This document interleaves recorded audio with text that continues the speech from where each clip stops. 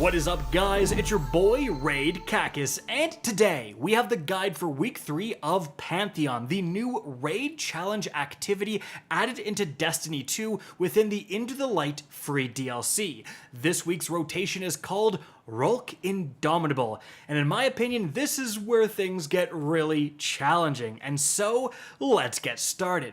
Now, first things first, before you can start up this week's Pantheon, you actually have to head to the Hall of Champions and talk to Shaxx to gain a new quest, Divine Weaponry 2. Completing this quest by completing a Pantheon run will actually give you a guaranteed raid exotic weapon among some other rewards, so do that first. Now, importantly, the only new thing added to the rotation in terms of encounters was the Rhulk encounter, the final encounter of the Vow of the Disciple, with some notable changes this time around. However, that does mean if you want a guide on the first 4 encounters, that's going to be in my original Pantheon guide video. That's linked right up above.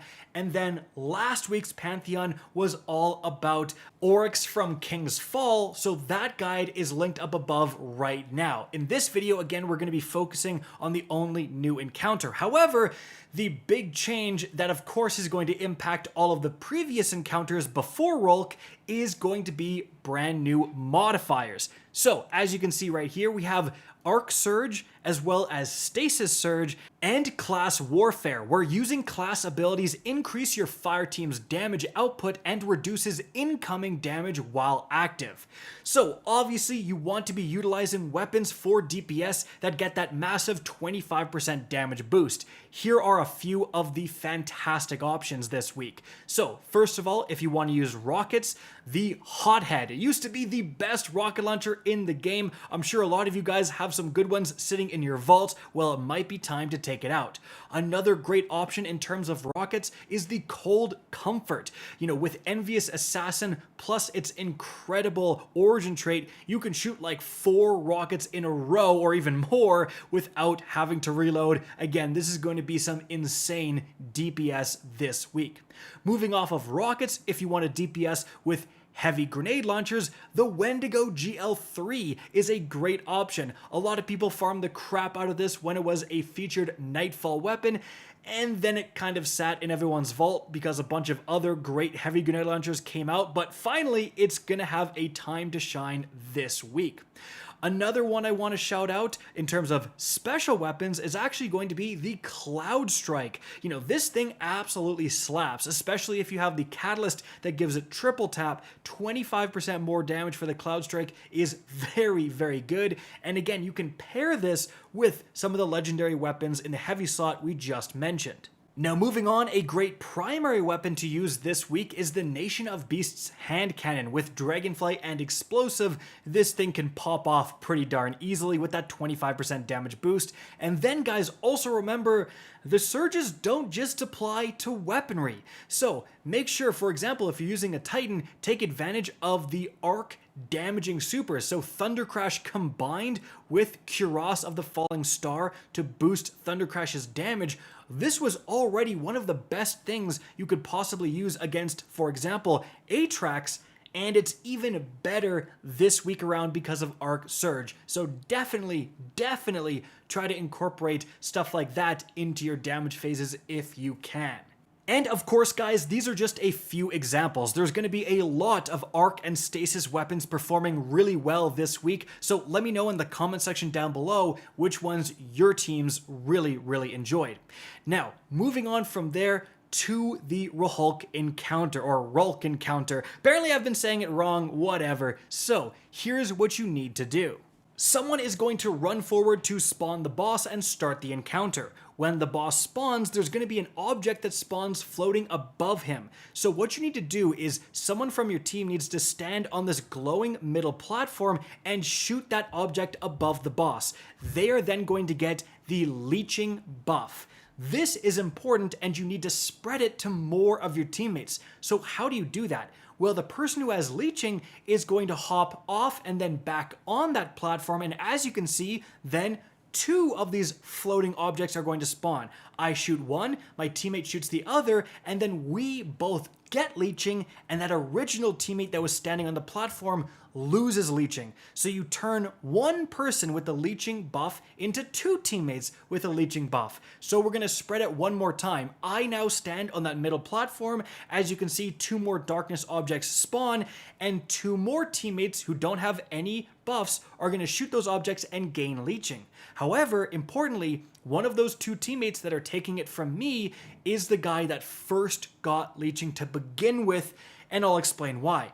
As a result of doing this splitting, that means 3 total teammates are going to have leeching. 2 of them are going to be the dunkers, and the last guy is going to be, again, the guy that started off getting leeching at the very beginning. Now, the dunkers, what they're going to do is they need to, with leeching, stand in the boss's massive laser beam attack. When they get hit by it, they actually gain a new buff called emanating. So what happens now? Well, you may have noticed there's a darkness force field preventing you from moving too far forward. Like if you try to move forward, it will literally push you backwards. But the people with emanating can walk on through, which means that they can access these totems that have these different symbols on them. So what they're going to do is essentially dunk their emanating buffs on the correct totems. So how do you know which totems are correct? Well, during this encounter, you're going to be slaying out on ads, and you are going to end up killing 2 of these Glyph Keeper mini bosses, one on the left and one on the right. When you kill those guys, as you can see, a set of symbols is going to appear kind of floating in the air. Now, importantly, the 3 teammates with no buffs, so I transferred leeching, I have no buffs, I can see the set of symbols on the right.